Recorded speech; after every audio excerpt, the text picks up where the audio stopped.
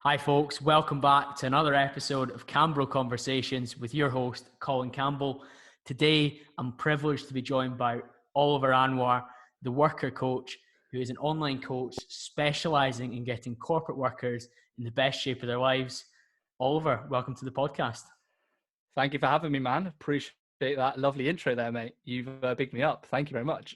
Yeah, it's not often that I big people up too much, but I'm a big fan of your work, and I think the branding, the worker coach, is something that's going to be really valuable to my audience, given my background and a lot of the people that engage in my content work in corporate roles. Maybe they're entrepreneurs on their own business as well, and they've got that busy lifestyle where maybe a different approach is needed than your standard PT or your standard online coach, and that's a niche that I think you've started to build for yourself, Oliver. Yeah, that's right, man. And it's one of those things that I kind of discovered. Basically, a little backstory. I graduated university and I went into a corporate job, and I kind of saw how people really struggled to stay fit and healthy in the corporate environment. Number one, the environment itself is actually quite destructive, especially the lifestyle. But as well, not many people actually know what to do in a time where they're really busy, right? How do you eat on the go? How do I work out in my hotel room? How do I travel, still manage stuff, right? I don't want to take Tupperware everywhere. How do I do all this stuff? So for me, it was kind of a great challenge to move from your just standard fitness guy to someone that works with these type of people. And through actually working as a corporate worker and then seeing my colleagues behave and act the way that they did actually helped me build my brand, which is quite cool. Yeah, absolutely. That experience is invaluable, and I think one of the reasons that we've spoken so much in depth off the podcast before about the different challenges that people that work in the corporate space have compared to maybe somebody that works in retail or somebody that works in hospitality. There'll be different challenges for them which they need to be aware of, just like the person that works 9-5 but also maybe has networking events or meetings in different locations on different days. That all needs to be considered from a coaching perspective. And the standard of coaching out there now is so much higher than it's ever been before. You just need to look on Instagram, or maybe you and I are just in a bit of a bubble where the good coaches tend to center. But in my view, it certainly seems to be improved. So we've spoken a little bit about your background, where you started in a corporate role and then you've moved on to work in the coaching space for yourself with your own company, the Worker Coach. What else would you like to tell the listeners about your fitness background then that might be relevant to all the experience you've got? Okay, cool. So I'll try to keep it brief. Well, I started out playing football when I was younger. So I was lucky enough to play Centre of Excellence and academy level for Bristol, both the Bristol sides. And I had a real knack and passion for football and just playing sport. And when I got to 16, unfortunately, I didn't make it as a professional, which really gutted me, man, because I really wanted to be a professional. And I went to a college full of other rugby players to kind of play football at a high level and study. And when I was at this college, I was a skinny 17-year-old footballer surrounded by a load of big rugby players, man. And I did that standard thing that most guys do. I just wanted to get big so I could try and get girls, so I could be as big as the other guys and feel like part of the group, right? And that was part of the way that I started. And what I found was I made loads of mistakes starting out. Standard bench pressing, tearing your rotator cuff, doing horrible form on every exercise, half repping squats, only eating tuna and following fitness models' diet plans off simplyshredded.com, all this type of stuff, right? That was just terrible. I did. And I kind of made all these mistakes under the sun in the first couple of years. And I actually started reading up about the science behind, the body, and that actually some people have to eat differently to others. Some people have different schedules. And I started really personalizing what I did. And when I did that, I started to not injure myself and started to get some pretty good results. That led to people asking me, how do you get in shape for holiday? You look great. And yeah, I just had a windfall of people asking me how to get in shape and do all this kind of stuff. Then I was at university and I was like, it'd be a good idea to actually make some more money because I'm a poor student. So I decided to set up a coaching website and launch my first initial brand, Raw More Fitness. And then at the end of last year, I rebranded to the Worker Coach. So I've been going for about 3 and a bit years now, total between both of the businesses. And yeah, that's kind of my story so far. Yeah, I mean, it's a story I've heard so many times, both through your own podcast, shout out the Grow podcast. Yes, man. And also through your Instagram as well, because I've spoken with some coaches before on the pod about the sales skills that are involved, and storytelling's one of those skills. And you tell your story and your background, and ultimately appreciate that. I'm saying it's a sales approach, but it's also, it validates why you might be able to help individuals, and that background of making the mistakes yourself with your training, making mistakes with your nutrition, jumping to what you think might be the best approach because X or Y fitness model posted it on simplyshredded.com, or it was on the front cover of Men's Health. We've all A lot done of it. people. Lots of us have done it, and we've made that mistake. But it's about then teaching others who can cut that corner. And particularly when we're talking about you niching down into the worker coach, entrepreneurs, busy corporate workers, they don't want to make the same mistakes and have that learning process. That's probably why they might have fallen out of shape. Maybe they tried it briefly and they got nowhere. Maybe they went to Bob the PT at their local gym and he just tried to train them like everyone else. He gave them a chest day, a back day, a shoulder day, and a leg day, and he gave them a meal plan with chicken and rice on it and said, good luck, mate. That's not the approach that works for anyone, let alone somebody that has a busy schedule and needs to adapt with that in mind. So that experience that you've had is really important as well. When you worked in your corporate job, albeit I know it was not something you did for a long time in London, what kind of challenges did you become aware of, particularly in the office environment, that you now take into account when you're helping your clients? I think that's a really good question. I think the first one is the general lifestyle that you have. So especially in central London, there's, if you're part of the young grads, or even if you're not a young grad, there's always that social environment, right? You work in sales, you work in recruitment, you work in account management, you land a big deal, you hit your target, it's let's go out and have some drinks, right? Sometimes on a Wednesday, it could be impromptu and you're like, let's go out and have some drinks, right? And even if you have like a very fitness orientated background, the lifestyle can be super destructive if you don't kind of prioritize and make the right decisions. So I found that the lifestyle, number one, was a big one. The food as well that goes around the office. I remember my team were always buying biscuits, cakes, buying us lunch. And, I'm grateful for the fact that they're buying me lunch. But when you're trying to get a single digit body fat percentage, let's say that's your goal as a corporate worker, which is fully achievable, or you just want to actually just stay a little bit leaner, it's going to be very hard when there's that amount of temptation of food around, right? You couple that with the alcohol, the high stress, and then lack of sleep. The whole environment, unfortunately, is not conducive to optimal health when it comes to the lifestyle. And, that's actually not your fault. There's nothing wrong with working the career because you want to accelerate your earning potential and you want to do that. You like the social environment. That's absolutely cool. But there's also the part that you have to take into consideration that the environment is very, very destructive to health. So I'd say probably the whole lifestyle, food, and definitely the sleep aspect can be very, very hard. Yeah, that's all absolutely massive, isn't it? And these are all factors which make it far from an optimal environment, for people to achieve their best ever physique. And when we're talking about the different temptations at work, the different pressures to conform, particularly as a young graduate or in your early years, or if you're in a new office, there is a little bit of pressure for you to get involved fully with the social side of things and fully with the food side of things. So appreciate that's a bit of a mindset play. But when it comes to having the right coaching, the right strategies in place, there's a lot of things that can be done where you can still be quite normal in terms of you can still conform to some of the things that your co-workers do who are not in as good shape as you or do not want to get in as good shape as you.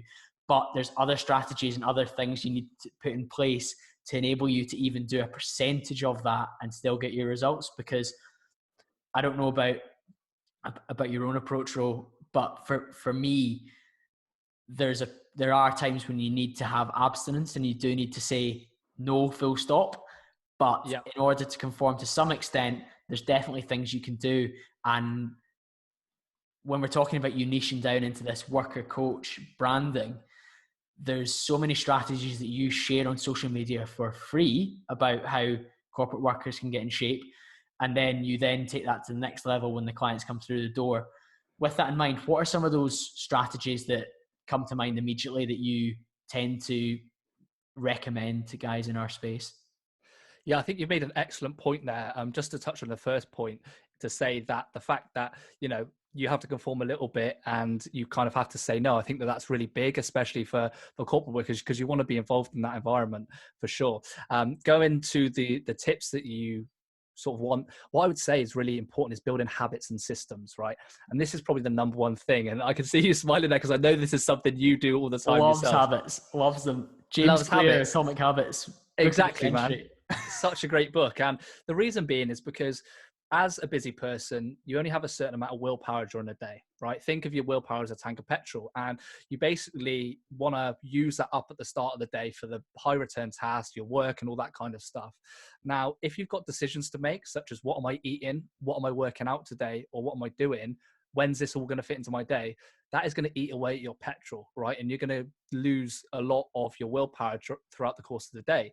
That's going to mean that everything else will be up in the air. The complex decisions you want to make are going to be difficult because your willpower is low. So it's not a smart strategy to use. What you kind of want to do is say, right, I'm going to set my workout today at 6 o'clock, and that's going to be my non-negotiable. And you also say something else that's important for you is sleep. So you say sleep's going to be my non-negotiable. I'm going to make sure I put my phone away by 10 p.m. tonight, or for 5 nights a week. And you set these little habits. Now, once these habits are in there, they're actually your default response then to when you're busy and stressed. Because let's say you're busy and stressed one day and you're like, oh my God, what the hell? Oh, I've got to work out at 6. You just go and do it, right? Whereas if you're busy and stressed and you go, oh, I've got to work out. Oh, I haven't got my gym kit. Oh, what am I training today? Is it shoulders, legs? That's when you fall down, right? So again, those habits are going to be your anchor, and they're going to keep you there when you don't feel like doing it. That's going to remove a lot of the decision fatigue and allow you to get other stuff done around it while still hitting your fitness goals. In terms of a first strategy, that one knocks it out of the park, doesn't it? Because there's no way, like you say, when you've got this limited amount of willpower, this limited amount of petrol to get you from A to B, you need to use it wisely. And like you say, when it becomes second nature that 6 o'clock is when I train, and on a Monday it's this, on a Tuesday it's this, on a Wednesday it's this, on a Thursday I rest, and a Friday I train this, that won't put you so far ahead of the people that wing it, or they say, I might work out tonight, it might be 7, it might be 8, it might be I don't train on Monday, I'm not sure yet. Those people are the ones that are putting themselves in a difficult position because they haven't strategized and they haven't set themselves up. Routine and habits sounds rigid, it sounds boring, but if anyone's read Atomic Habits, which I thoroughly recommend, I think I've shouted it out in a few of the pods now, it really explains to you why the most successful people around us, whether that's with their body, their career, their business, they do the same things regularly throughout the week, and they have those non-negotiables like you said there. And that's a brilliant first strategy for anyone that's busy, having those kind of non-negotiables in that they do regularly, and it becomes second nature. What would you say the second strategy is then, Ro, that you would say corporate workers, entrepreneurs, you need to have this? So I'd say another one, and it's kind of analogy, is to kind of run your body like a business, right? And, you know, from being in the corporate world, you'll understand how that works, right? So you're used to KPIs, you're used to outsourcing, and you're used to doing the things that are high return for yourself, right? So you want to do the same with your fitness. So you want to be able to outsource your training, outsource your nutrition. For instance, a meal prep company can be fantastic because they do all the cooking for you. If you've got the financial means, that saves an hour, 2 hours of your time. Now, if you're working up top in, you know, a big business, you know, that might cost you, I don't know, 20 quid or whatever for the hour, or 10 quid for an hour. But if you're not having to do that, that's actually saving you time. You're making more money because you've got an hour free to then work on your career or work on your business to hit some sales targets. So that's massive. You know, you let the experts do the food stuff, you do your stuff, you get your time freed up. That's really important. Also, from a training standpoint as well, you want to make sure that you have a plan again, so that you're having, right, this is what I'm working out today, this is what I'm working out the next day, and then you're efficient with that. So you're smart with your time. So using things like compound exercises are really important because they train the most muscle groups at once. It means you can get out of the gym quicker. You know, you can spend half an hour doing some compound exercises. You'll be absolutely battered, but you would have worked your whole body and can be out within 30 minutes. If you're on a time constraint, that's really, really important. And I think that the last point is to, you know, if you can't measure it, you can't improve it, right? And you'll know that from business. So, you'll track your sales targets, you'll track your leads, you'll track everything that you do in your job. Why are you not tracking your sleep? Why are you not tracking these other things with these easy to use apps? And that's what I say is use these apps and these other easy to use things to track your food, track your workouts and stuff like that. And once you get used to it and you go back to systems, have a good system, you can just have a good body on autopilot. You can get all the stuff done during your day. You've outsourced your nutrition, boom, when you're working out, you're tracking your sleep, and it gets a lot easier. So yeah, I'd probably say that's the second strategy, which kind of covers quite a few points there. Yeah, it covers a lot of points there, but there's so much, like you say, within that is valuable to somebody. Outsourcing nutrition is a choice that you can make for a small fiscal investment if you choose to do that. There's so many different options nowadays, even kind of scaled down from a full meal prep company. You can get the prep pots from Muscle Food, or you can buy some ready-made ingredients. So you can almost scale that. You can go all the way full meal prep. You can go prep pots. You could go maybe some pre-made stuff mixed with stuff that you cook once a week. So you might have all your carbs are pre-made, or all your proteins are pre-made, but you just mix and match. And there's so many options there to reduce the time that you have to spend on one of the most important components, which is nutrition, and outsourcing that. Exactly. That training side of things, you probably outsource that as well if you choose to a coach who programs you efficiently, or if you're not willing to do that at this stage, you at least have your own program written down and in your head for each session, and each week you've tried to periodize it. And if some of these terms are not something that you understand at the moment, then maybe it is time for you to get a coach to help you set up your program for those initial stages, because I'm a big fan of an initial investment and some support to at least help you get on the track. And then the third strategy there was what you're actually doing within that training, wasn't it? In terms of the compound movements that are stimulating. And the phrase that I like to use, although it's a bit crude, is getting bang for your buck. So you're getting the maximum output from the minimal effective dose. So the fewest exercises you can do in the gym on an upper day, it might be a heavy press above your head, a heavy press off your chest, a heavy row towards yourself horizontally, and then a heavy pull, like pull up. And that's 4 movements that you've done, but you've stimulated the muscles in the best possible way. And if you want to finish off, you can do a few side laterals, rear delts, and arms. But because you've, like you say, time poor people who can get in and out of the gym, you set them up with those compound movements so they go in and they actually stimulate their muscles, rather than going in and having an arm day, or having a side deltoid 3 movements they do before they do anything else. It's just not feasible for busy people. That's so true. And I think a really good point on the training side is think of, yourself as an office worker or sedentary worker. You're curled over your desk quite a lot. Posture can be quite bad. You've spent most of the day sedentary. How great is it to actually go to the gym, work your full body, open up the chest, open up your shoulders, open up your back, work the legs, move the legs. I think that's fantastic for anyone that's works in the office, because you've gone from a point of literally minimal exercise. And, humans weren't actually made evolutionary to sit at a desk for 8 hours a day, unfortunately. So kind of you want to make up for the fact that you've been sat down to do some intense exercise. And there's no better way than to get in the gym and start lifting weights on a full body split, like you said. I think that could be a great option. Yeah, absolutely. I think in terms of that exercise selection you're talking about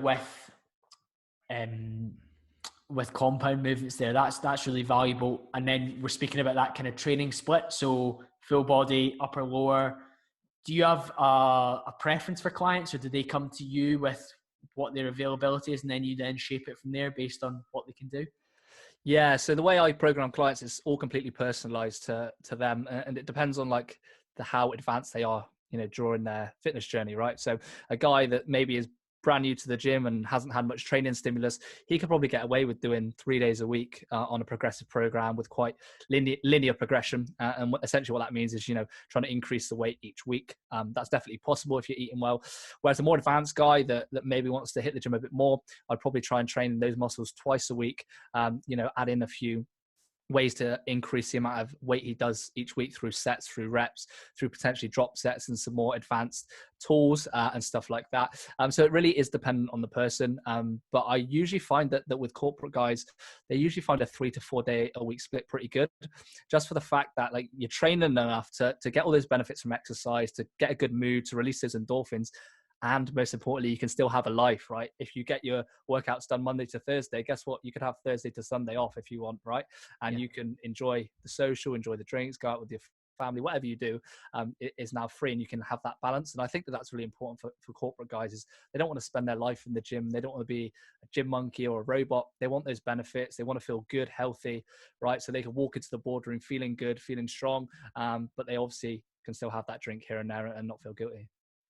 Yeah, in terms of a strategy for alcohol, then, say you're in an office that's particularly got a lot of after work drinks. I know that's particularly prevalent in London, maybe some other cities. In cities that I've worked in, it's not been massive where there's an after work drinking culture, but there is maybe on a Friday beers in the office, or for people's birthday, there's pressure to maybe go out and drink with them as well. What kind of strategies do you equip your clients with when it comes to managing that side of things? That's a really good question. And the way that I do it is kind of based on weekly calories, right? So when you think about when you diet, it doesn't mean just because you eat, let's say you need to diet on 2,000 calories a day, doesn't mean you need to eat 2,000 calories every single day, right? You could do 5 days at 1,500, and then you could do the weekend at higher calories, right? And you can kind of budget those calories elsewhere. Yeah. So what I do with a lot of my corporate clients is say, right, these are your calories from Monday to Thursday. I know that you've got a work night out on Friday. You've got 2,500 calories now to have or whatever on Friday. And, make sure that you have a protein-based breakfast in the morning before you go out. Make sure you try and do some moving, some walking to get that extra caloric burn. Make sure that you've kind of hit that target of protein before you go out. And then enjoy yourself whilst you're out. Stick to vodka with a diet soft drink. Try and have a glass of water in between rounds if you can. Don't worry about having a couple of beers, that's fine, but just don't make that the primary choice of drink, because they're very high in calories. And then just make sure that you kind of have maybe a shish kebab in the evening when you come in, right? And something that's protein based, or if you can stretch to it, a protein yogurt, that can be fantastic. And that is kind of the blueprint really to dealing with alcohol. As long as you kind of set that plan up at the start of the week and reduce your calories down, budget yourself some for later on the weekend, you can be good. That's it. It's that education piece where ultimately alcohol is calories. We know, well, hopefully a lot of us know that protein's 4 calories per gram, carbs are 4 calories per gram, fats 9 calories per gram. Alcohol is the fourth macro, isn't it, in terms of 7 calories per gram. So 7 calories per gram. So ultimately, in the same way that you fit in your 250 grams of carbs a day or 200 grams of carbs a day, whatever it is you're dieting on, if you're choosing to have alcohol, you need to fit that within the calorie goal as well. So that's it. When Ro is dieting somebody Monday, Thursday, maybe a little bit harsher, a little bit lower on their calories, those 4 days, that's so that he's creating the buffer and that zone of calories that's probably going to come from vodka, other spirits, maybe gin, maybe whiskey, whatever your poison is, or a couple of beers. And as long as you don't blow that out the water, depending on what the event is, then you can still end up in the calorie zone that Rose set you for the week and that target. Yeah. When it comes to corporate events then and foods, because I know that sometimes we'll go out for lunch with a client, or we'll go out for dinner with a client, or we'll go to a networking event, and it's straight from the office. Maybe I'm not a big drinker personally, but some of my colleagues even maybe they like a beer on the weekend, but they don't tend to drink with work, and they'll go to a networking event and there'll be a buffet there. You maybe won't have, there maybe be that temptation to get in about the chicken nuggets or whatever they put out, the sausage rolls, the party food. So how do you equip the clients for that? Because I imagine, particularly in some roles, there'll be quite a lot of that, and that could throw somebody off if their goal's quite strict. Yeah, so that's quite a common thing that I get with clients. And the first thing to do is to try and incorporate intermittent fasting. So if you guys have, listened to the stuff that I've potentially put out. If you heard my stuff before, if you follow me, and you'll know yourself, Cole, that fasting is a big thing that I push with clients. And essentially that's when you skip breakfast in the morning. It's a fancy term for skipping breakfast and pushing your eating window to later on in the day. So you eat in a smaller time frame. And what that means is the calories that you essentially ate for breakfast, you could save for later on in the day, or just not have them and get that weight loss, right? Which is fantastic. So I always say to guys that are especially sedentary, and most corporate guys are sat at their desk, not burning many calories in the morning, have a lot to do. It really does make sense to potentially not have breakfast, have a coffee, some water, tide yourself over, and then have some lunch. And going back to your question around the networking event, it's, if you turn to the networking event and there's a good lunch on, maybe skip breakfast that morning, right? And instead have the lunch that's there, have that involvement with everybody else, but just make sure that you budget. And again, it goes back to budgeting calories. Just budget those calories from earlier on to save for later. And you're not going to die if you miss out on a little bit of breakfast, right? It's proven that people that skip breakfast actually eat less over the course of time. So that's good if you want weight loss, and there were no negative effects when it came to losing muscle. So you don't have to worry from a health point of view about it. It really is just a shorter eating window, and that can be great for those kind of events. You can then have the sausage rolls, have a few drinks in the evening, and you've saved yourself those calories. Yeah, I think that's such a good point, because there's that media fallacy of breakfast the most important meal of the day, and I know you've gone in before about how the cereal companies are making a fortune out of this. Kellogg's love it. Yeah, well, for starters, if you're somebody that's dieting, a bowl of sugary cereal in the morning is a recipe for disaster, because your hunger and your leptin levels and everything else is just going to spike not long after you've eaten it, and you're not going to get full. It's not a particularly protein-based breakfast either, which does tend to satiate you. But when you're speaking about, say you've got a corporate lunch on and you've got that fasting in the morning, one of the big things that I found, particularly when I'm very busy, and say I've got, sometimes it'll happen when I fly up and down to London in a day, or I fly to Birmingham and I've got meetings and I stay overnight. That period in the morning, maybe I'm up 5 a.m, I'm on the flight, I'm not hungry, I'm probably thirsty, I'm dehydrated from being in bed overnight. So once you have some water, you feel fine. You're so busy, you're moving, you're thinking, you're on the phone, you're on your laptop, you're replying to emails, you're then maybe in meetings. The last thing in your mind is food, as long as you control your environment from the perspective of you're hydrated, you have enough water. Caffeine, like you say, with the black coffee, white monster, whatever your passion or your favorite is, that caffeine's an appetite suppressant. So exactly, yeah. At that time in the morning when you're probably not that hungry, especially if you've had food later on in the evening and that's still in your system, you will not necessarily need to eat until lunchtime. So it could be your eating window, like you say, with a kind of classic intermittent fast is 12 p.m. and then 8 p.m, isn't it? That kind of 6 to 8, particularly for guys that are starting out on it. And I've done that before, particularly when, like I say, when I've been on the go, really busy in the morning, maybe want to save some calories for going out for dinner at night with my colleagues, or maybe I know that lunchtime we'll get taken to a burger restaurant or something like that. So I need to be a bit more conscious of what's going in my body and those strategies around it. And that links back to that point we made right at the start, where we're saying you're able to conform up to a point, but what people see what you do when you're with them, they don't always see what you've done before that, and they don't see what you've done after that. And I'm not saying that you need to hide your fitness habits from your colleagues, but there's stuff that you probably have to accept that you have to do that's outside of the normal, so that you can be slightly more quote unquote normal, whatever you want to call it, when you're with your colleagues, should you wish to. Yeah. And I think that's agreed. a big thing for a corporate worker. I think that's massive. And, again, it goes back to those systems, right? Once you've built a system of, fast and stuff like that, that means you have to cut your calories, right? And that means there is some negatives to it, or, not so enjoyable parts to it. So you can do the nice stuff, right?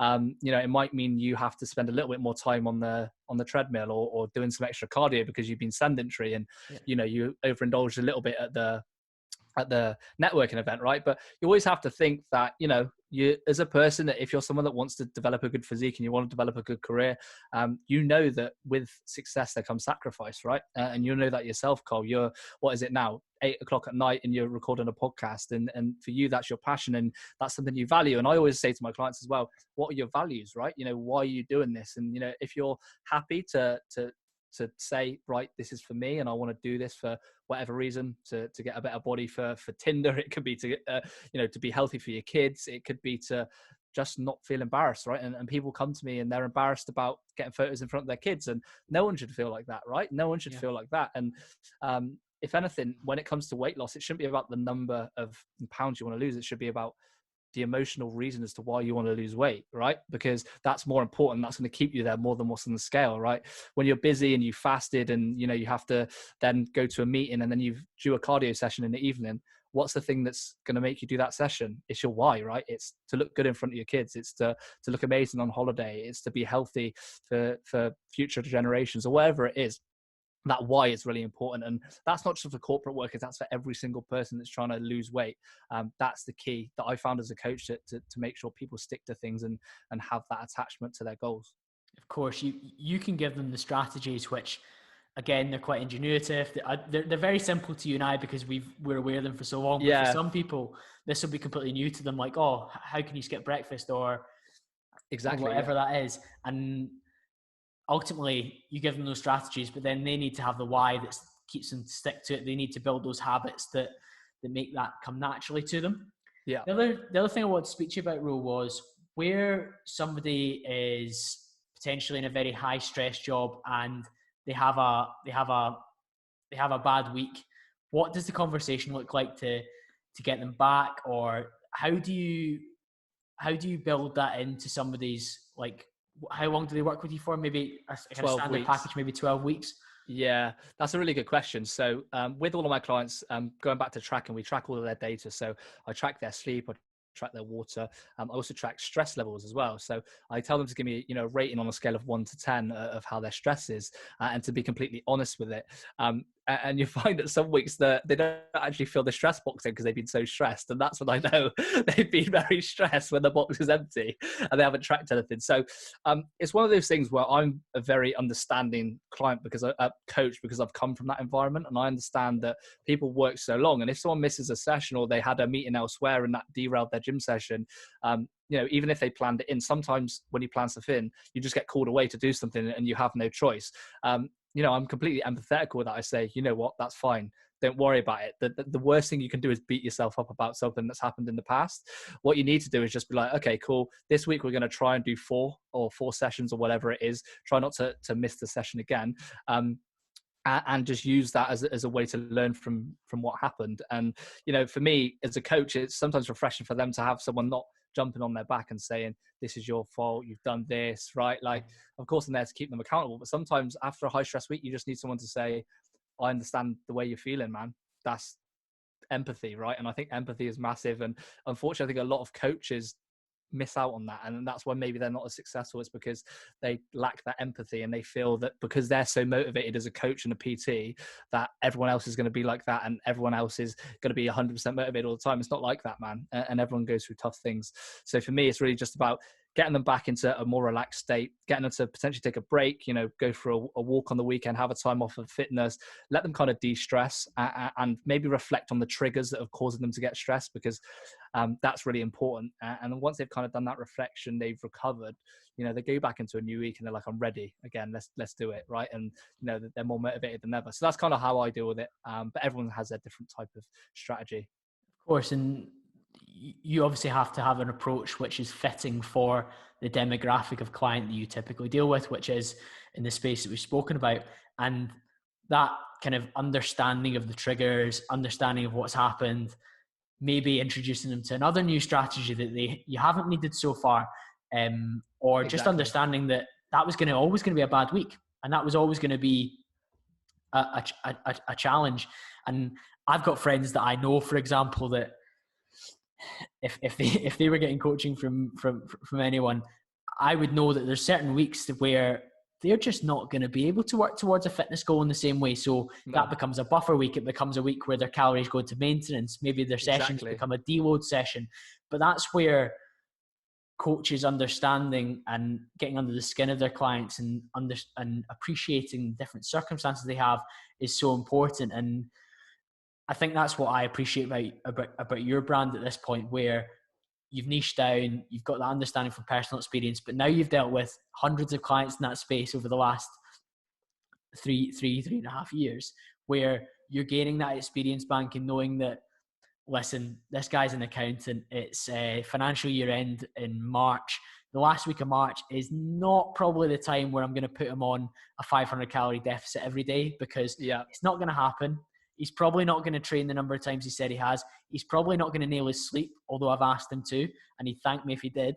But it's that insight and knowledge that you can gain, which positions you to be a really solid option for people in that space. One of the things that I've seen you do in that space is your content is now tailored towards it. So for any coaches or PTs listening who maybe are trying to niche down, what's the thought process that you go through when it comes to marketing and speaking to that demographic? Because I appreciate any coaches listening will get a benefit from that, but also corporate workers will get a benefit from how you're thinking about the content and the problems that they might think of. Definitely, man. I think that's a really good question. I think firstly was, for me, I had a little bit of skin in the game. So I kind of worked as a corporate worker. So I was like, actually, I feel like I'm able to, again, go back to storytelling. I can speak from a story and say, I actually worked the London 9 to 5, be it for a small period of time. I understood, the commute. I understood, sometimes having to go to meetings and work away and that kind of stuff. So having that personal experience is very valuable. And that actually lets me see a lot of the pain points of the clients, because the pain points that I had were the same as the pain points as the corporate clients are having now, right? So that's a big one when it comes to marketing. Again, it comes down to empathy. It's like, what is my avatar or the person I want to work with struggling with the most, right? What is it that they struggle with? And someone that's doing bodybuilding prep is going to be completely different to a corporate guy that is working 70-hour weeks, or an entrepreneur that's here, there and everywhere and does 90 hours from a different hotel room every single week, right? So it depends on the person. You really need to empathize and narrow down the pain points of that person that you really want to work with, right? And you need to kind of live like they do, think like they do, kind of just embody what they do for a little bit. And then your marketing is going to be easy, right? Because you understand the triggers, you understand the things that they aspire to have as well, right? So for corporate people, it may be promotions, it may be becoming a CEO, it may be earning a big house. And again, this is very stereotypical, and I don't like being stereotypical because everybody's unique and everybody's different, but sometimes the stereotype is good because you get an idea of what the majority of that industry or niche want, and then you market, and that's how you attract them. I think a really good thing for online coaches, the things that I work on for online coaching come down to three things. The first one is client attraction. So that is your marketing. So how do you attract clients? How do you get new leads in? How do you open up conversations? The second is sales. So client conversion. How do you convert your clients? What is your onboarding process? How do you actually get them through the door? Payment systems, all that kind of stuff. And then the third one is client service delivery. So how are you delivering that service to the client in the way that they want as potentially your niche? So potentially the corporate guy, you're going to service him differently than the guy who's doing bodybuilding prep, right? And you're going to have different systems for them, which comes to that. So I hope that's answered your question. That's kind of the 3-step process that I use to get clients in. I certainly think that answers the question really well. And one of the things I was going to drill down on from that is the kind of specific marketing you put out there. And you and I are connected on LinkedIn, which for any coaches that aren't aware, if you're wanting corporate workers to hire you as your coach, you best believe LinkedIn is the best platform to be on, because that's where I spend my time during the day. You get in trouble for sitting scrolling on Instagram because you're not getting anywhere. But if you're on LinkedIn and you're connecting with different people in my market, then that's absolutely acceptable.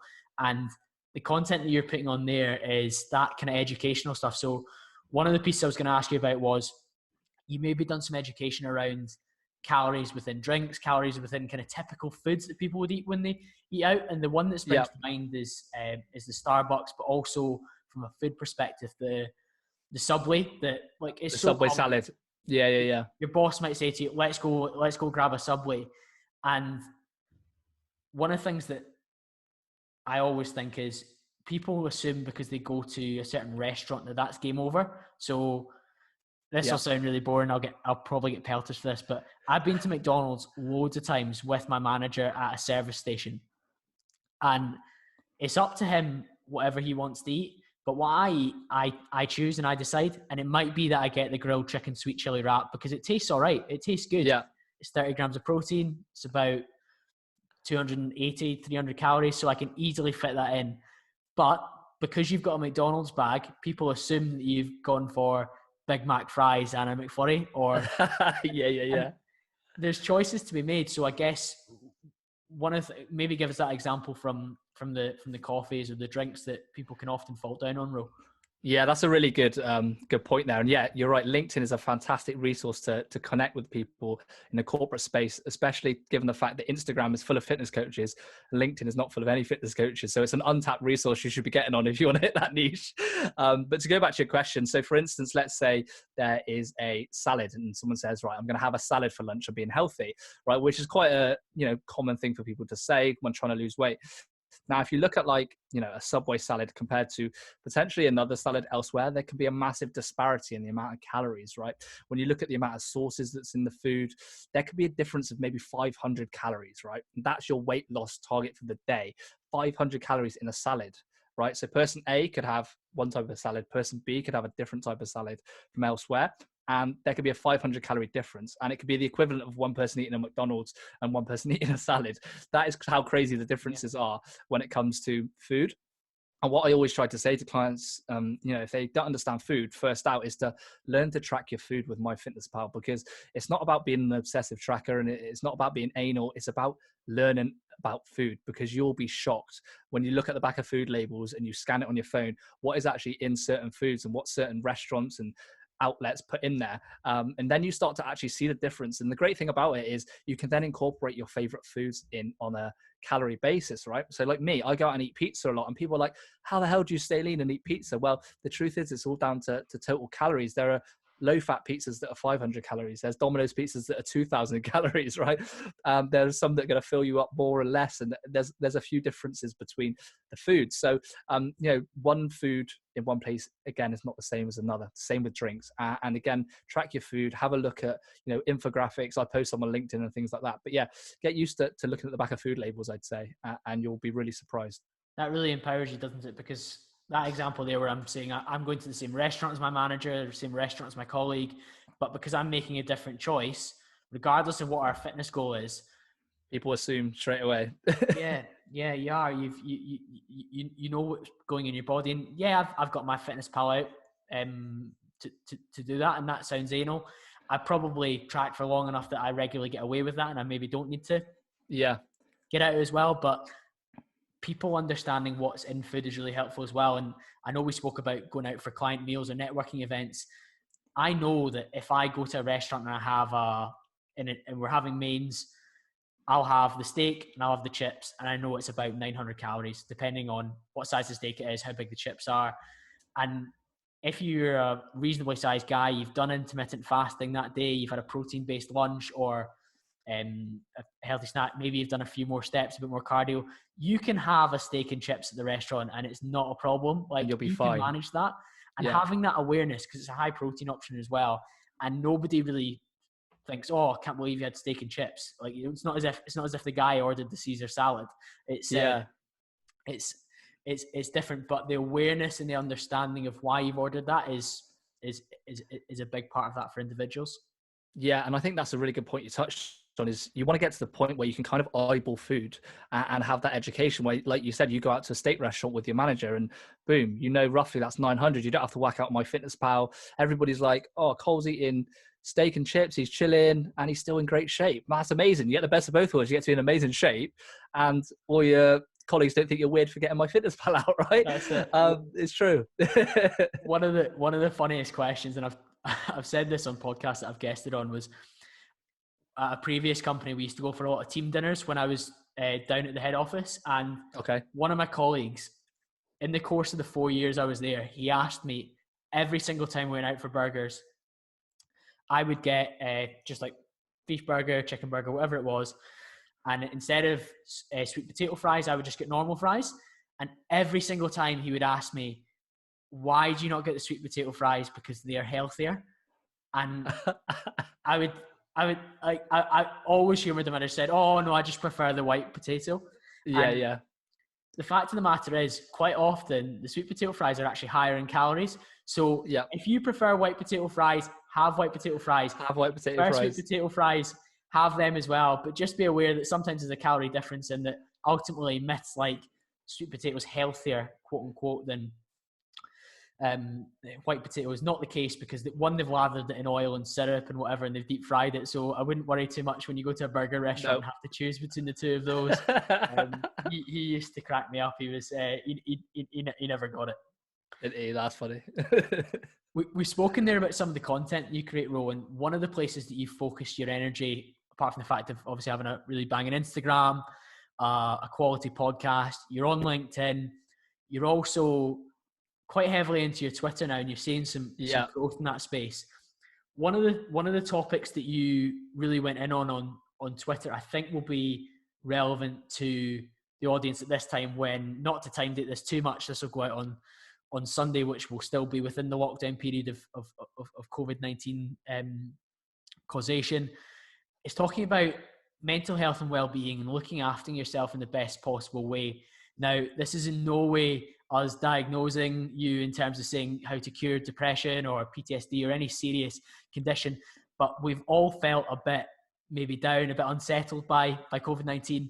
And you put out a bit of a viral tweet where you got some very positive feedback, you got some controversial feedback, where you were talking about looking after your well-being and the kind of key things that you can do. Do you want to go in on that a bit for the listeners, Ro? Yeah, sure, man. So it's quite a funny story, because I never meant for this tweet to go viral. It's one of those things where kind of just had something on my mind. I think it was around mental health time. So I think that's why it went so viral. And I kind of said, before self-diagnosing yourself by saying you have mental health issues, try and do these self-care things. So eat your vegetables, get sunlight, be around supportive people, eat well, exercise, kind of thing, right? Because these things have a huge effect on our mental health. Now, I followed up with a thread saying, I'm not saying this is going to cure trauma or PTSD. Full disclaimer, full disclosure, this isn't going to solve every single problem in your life. But obviously, when the tweet reaches as the far end of Twitter, you're going to get people that don't care about context. They just want to attack you for whatever reason. But, the intention of the tweet is to say, we actually have so much control over our mental health, right? The same as we get control over our physical health. And, if you are potentially in a bad place, you find that life's a bit tough for you through the fact that maybe you're not looking after yourself so well, how about try these things such as eat well, drink some water for a good period of the day, and make sure you stay on top of your sleep. And that is going to do massive amounts for your mental health, like huge amounts that you probably don't realize.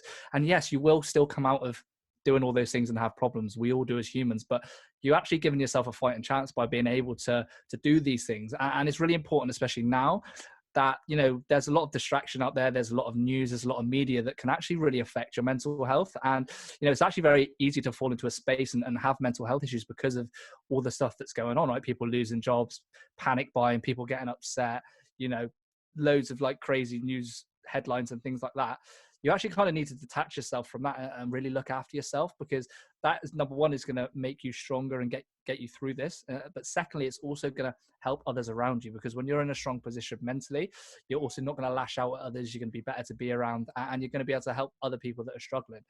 So that was kind of my thoughts on mental health. And the weird thing is, it's very taboo to talk about mental health. And I feel that not many people talk about it because they're scared that, like my tweet went out, everyone started calling me this and that and saying that I was, trying to, what's the word? Just be very negative towards people on mental health. And it wasn't like that. And I think it does take some people to actually speak about this, because we need to address this. We need to say that, you have responsibility over it, right? Like, eat shit for a whole week and see how you feel. Just don't worry about your diet, eat shit, and then record how you feel, right? And then do another week of eating perfectly, sleeping well. I guarantee you, your mental health issues, the first week will be awful, and the second week you won't feel as bad, because you have complete control over it, right? And I think that this is a really important distinction.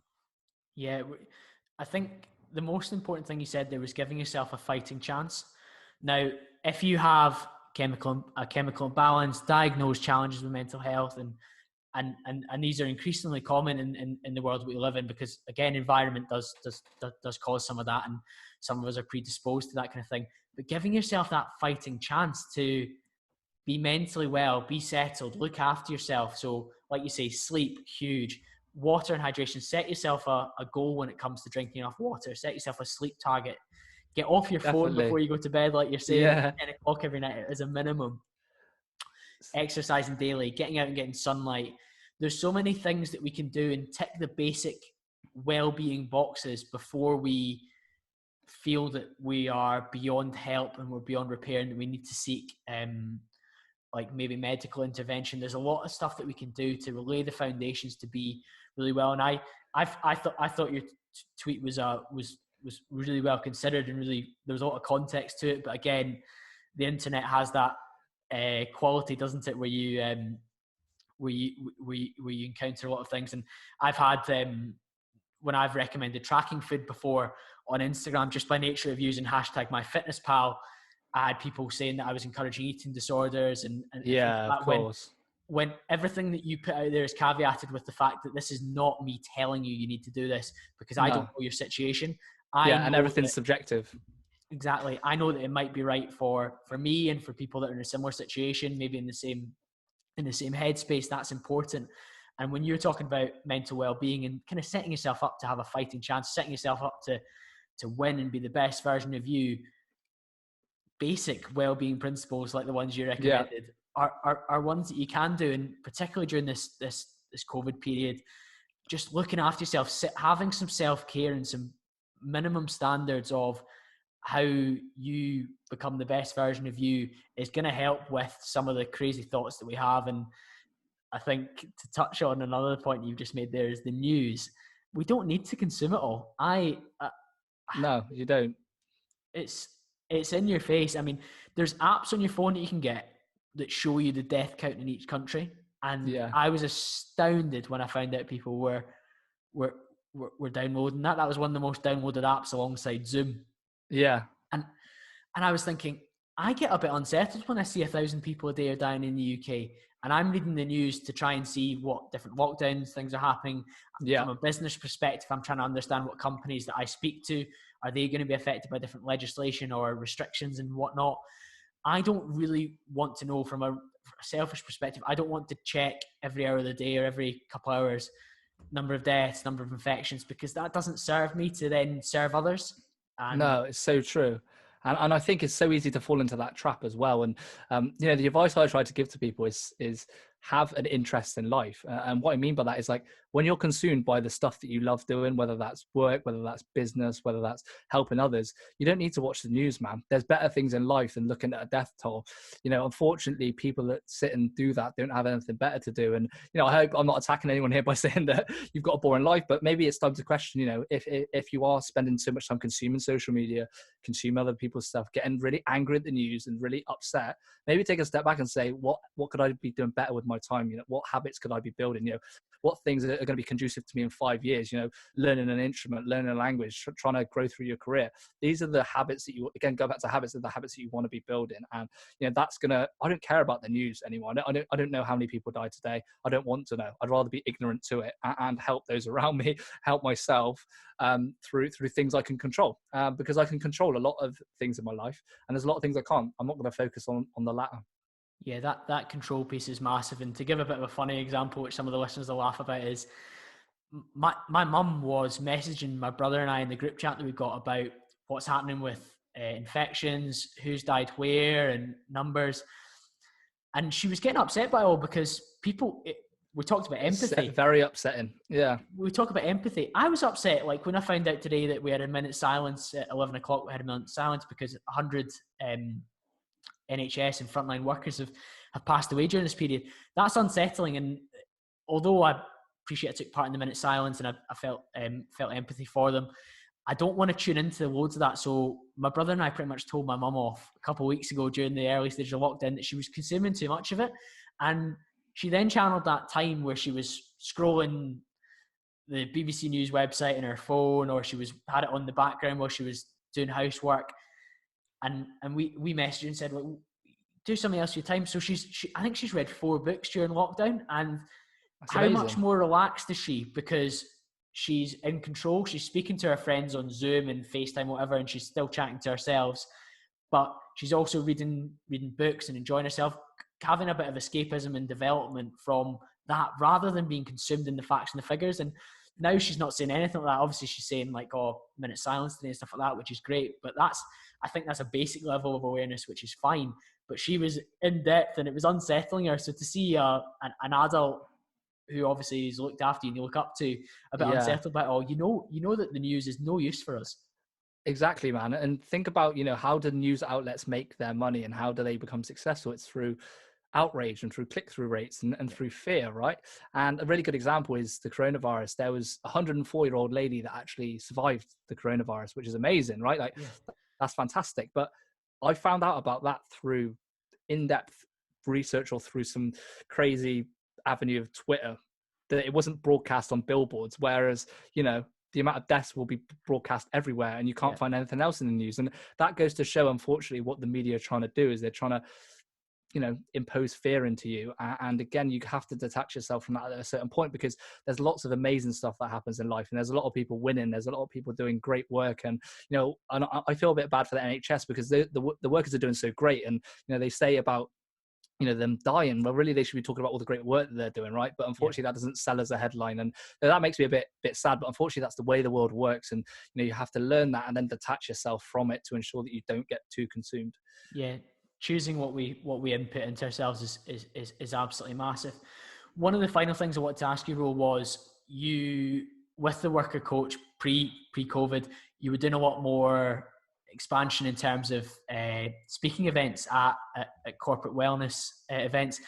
Employers have a massive focus on supporting their employees now, and one of the things that my sister company at work is an employee benefits and pensions business. So a company, say Ro Anwar Holdings, that employs 100 staff, brings in my sister company to support their employee benefits and put the pensions in place, whether that gets them healthcare and all these different benefits.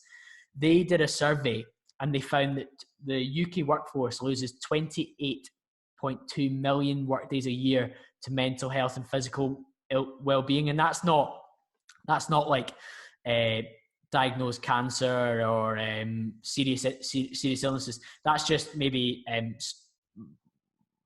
people have to take time off work because they don't feel well mentally, maybe not diagnosed, maybe they feel a bit run down, maybe they're overweight, all these kind of different challenges. So well-being is a huge focus, and there's going to be a lot more opportunity for coaches like yourselves to come in and speak to businesses. What do some of those talks focus on that you've done so far? What kind of strategies have you gone and spoken about? Is it similar to stuff that we've covered tonight? Yeah, so very similar to the kind of stuff we talked about tonight, essentially how you can be healthy around your job and how you can, manage this with all the stresses that you have going on.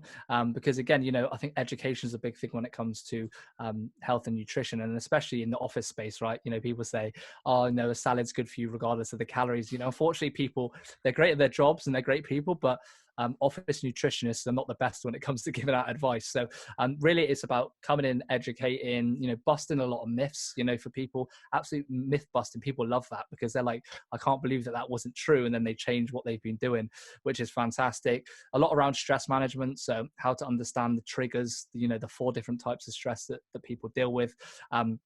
So a brief overview, that's environmental, that's emotional, that's work-related, and relational stress. So those are the 4 types of stress that you probably experience mostly as a corporate worker and as a human. Kind of just addressing those, giving out info, and just giving practical and tangible strategies, because, there's a lot of bullshit out there. There's a lot of rubbish that people are consuming. So I try to give a no-nonsense approach that people find valuable and that help them manage themselves and their life better. Of course, Rowan. I think that's like I said, it's a platform that's only going to increase. Employers are becoming more and more aware of the number of days they're losing from their staff. Yeah. And that hits their pocket. So for them investing in workshops, seminars, benefits for their employees with gym memberships and that kind of stuff, it can only improve productivity and Well, and it's a well-being benefit within that. for both people, right? It's a benefit for the business. Their bottom line suffers a lot when people are sick and people don't turn up. You know, think of the revenue lost through that. And then just general culture as well. You know, when people aren't in, when people are moody, there's a lot more arguments. There's a lot of stuff that has to go to HR. So everything kind of has a domino compounding effect. And when you kind of solve one problem, it actually improves everything else. And that's why I love what I do, because I can have a win-win situation where I go in and I say, right, I'm getting the benefit of working with a big company, which is fantastic for my, CV. I get to help people solve their problems, and also the company gets the benefit as well. And in life, it's all about win-win situations, right? Everyone should hopefully be winning in the agreement or deal that you're in. And I think that that's kind of what I'm trying to do with the worker coach. Yeah, love that. And hopefully people have really taken on board some of those strategies and can implement some of those where you might not have thought of them before. They sound pretty simple because they are. They are simple, and that once you implement them, you will see just how helpful they are. And that's the important part to these things. It's not rocket science. You're not selling something that is just pseudo intellectual and nonsense where you have to clap your hands twice and do a burpee before you have a donut in order to negate the calories, or you need to neck some sort of a special fat burning shake. For those that want to catch up with you elsewhere, Ro, do you want to shout out your podcast, Instagram, where they can find you? For sure, man. So you can catch me on Instagram at Anwar, same on Twitter. LinkedIn will be Oliver Anwar. Podcast is the Grow Podcast, and I believe that is it. Yeah. Perfect. That's all the places you want to find Ro. If you guys have enjoyed this, please drop us a 5-star rating if you've not already done so on Apple Podcasts. Leave me a rating and a review. Pop it on your story. Tag myself and Ro. We look forward to your feedback. So far, the podcast has blown me away by how positive people have been. And I know this has been another killer episode. And I'll speak to you all again soon. Thanks, guys.